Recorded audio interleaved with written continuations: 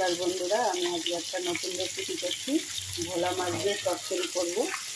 ভোলা মাছগুলো ভাজতে বসিয়ে দিয়েছি, ভাজা হচ্ছে। কড়াতে আমি তেল দিয়ে এর মধ্যে কালো জিরা ফোড়ন দিচ্ছি, দুটো পেঁয়াজ ভাজা করে নিচ্ছি। এর মধ্যে আমি একটু গুঁড়ো মশলা দেবো, একটু নুন, একটু লঙ্কার গুঁড়ো আর একটু হলুদ গুঁড়ো এর মধ্যে দিয়ে দেবো। দিয়ে আমার এর মধ্যে আমি এখন সবজিগুলো অ্যাড করবো। সবজিগুলো হচ্ছে পেঁয়াজ কলি নিয়েছি, এখানে বেগুন আছে দুটো, এখানে সিম কুচিয়ে নিয়েছি, এখানে আলু কুচিয়ে নিয়েছি। এগুলো সব আমি একসঙ্গে এসব দিয়ে এগুলো কষাবো। পেঁয়াজ কলি আছে, বেগুন আছে, আলু আছে, সিম আছে, সবজিগুলো আমি একসঙ্গে কষাবো। তরকারিটা দেখুন আমার সব একদম নরম হয়ে গেছে।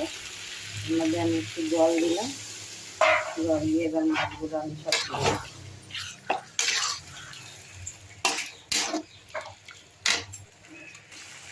দেখুন আমার উপর দিয়ে সব মাছগুলো দিয়ে দিয়েছি। এটা একটু উল্টে দেবো একটু পরে, তাহলেই আমার এটা হয়ে যাবে রান্না। ভোলা মাছ দিয়ে সবজি দিয়ে চচ্চড়ি। দেখুন আমার ভোলা মাছের চচ্চড়ি, সব সবজি দিয়ে, পেঁয়াজ কলি দিয়ে, আলু দিয়ে, বেগুন দিয়ে, সিম দিয়ে